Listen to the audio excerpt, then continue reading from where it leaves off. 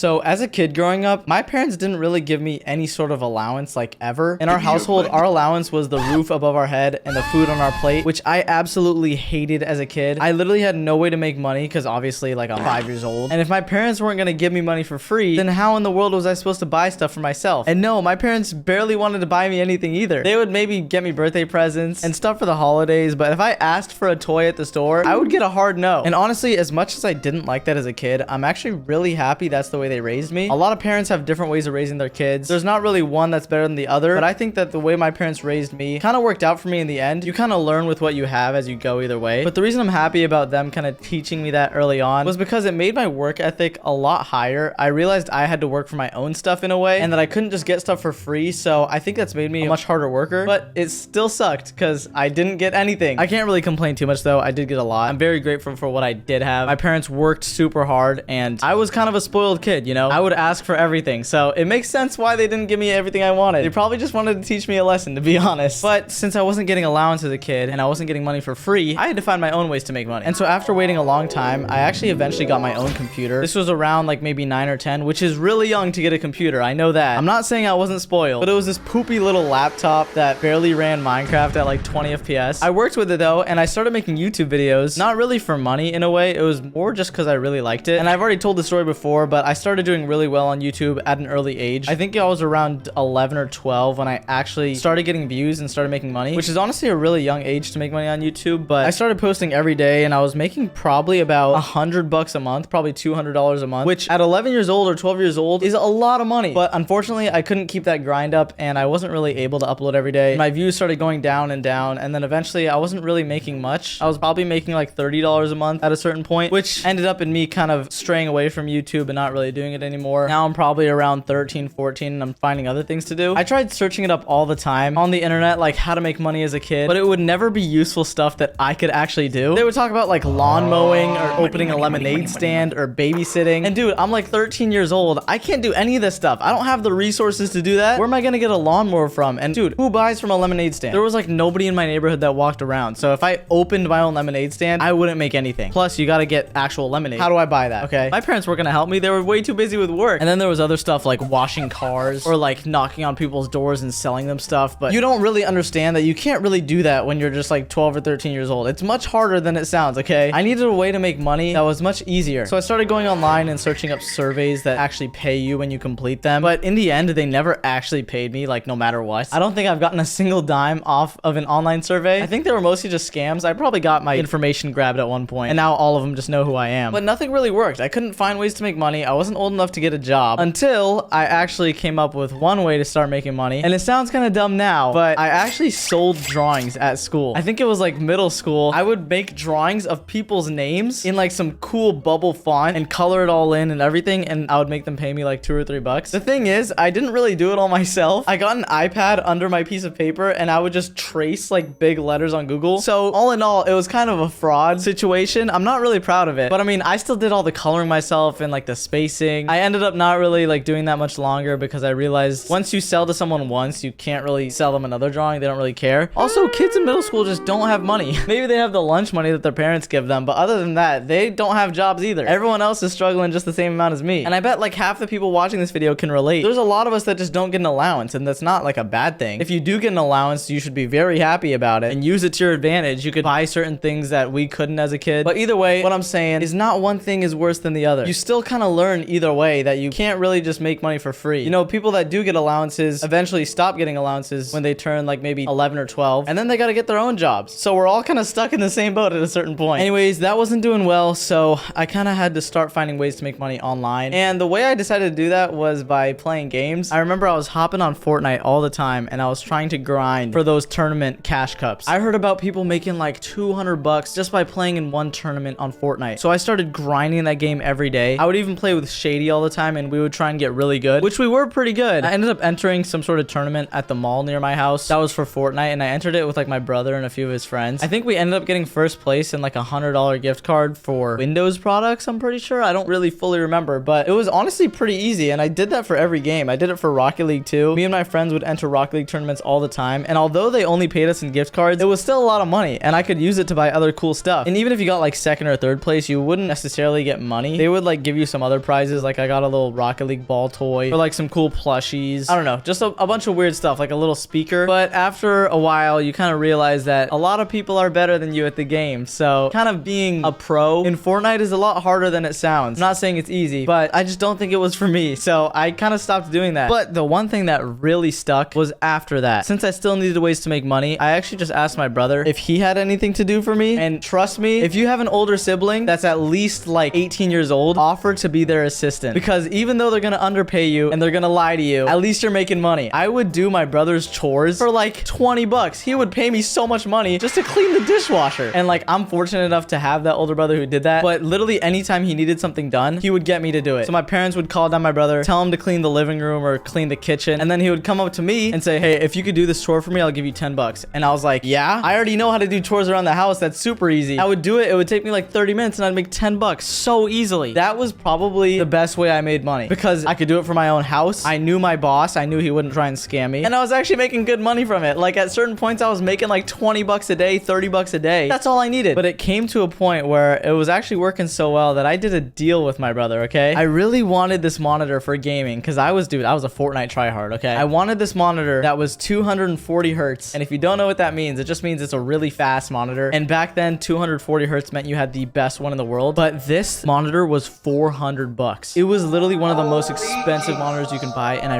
really wanted it. And I asked my brother, like, how could I do this? I know I only get paid like $20. I really want this monitor. How do I do it? And he said that if I did his chores for 2 months, no question about it, I couldn't miss a single one, then he would buy me the monitor. So I agreed instantly, of course. I started doing my brother's chores every single day, and I was so happy to do them because I knew I was getting free stuff out of it. He even bought me other things. Like he bought me a keyboard, a mouse, a microphone at one point. Just being his assistant was way easier for me because he was making money at whatever job he worked at, but then I was making his life easier by doing his chores. I would even go ask my dad. I would tell him, hey, like I could go mow the lawn today, or I could go take out the trash if you pay me like $5. Those little things just stack up over time. Because if you do one chore every day and you're just making like $5 to $10, dude, you're making like a few $100 a month. It's so easy. But when you get older, you realize that that's not enough. It was time for me to actually get a job. I couldn't keep living off my brother's chores anymore. And obviously YouTube wasn't working out at this time, so I couldn't go back there, which is why I decided to get a job at Chipotle. And the only reason I got a job at Chipotle was because my older brother used to work there and he still had the contact for the manager. So since my brother was such a good employee, they instantly trusted me and I didn't even really have to go through an interview. I kind of just went straight through and did the training and everything. I don't think I was allowed to say it back then, but it's been like 4 years since I've worked there. So I made $11 an hour. It wasn't really that much, but I think back then it was actually pretty good. Like the average was like maybe $9 or $10 an hour. So 11 was really good. The only thing about that job was that I hated it.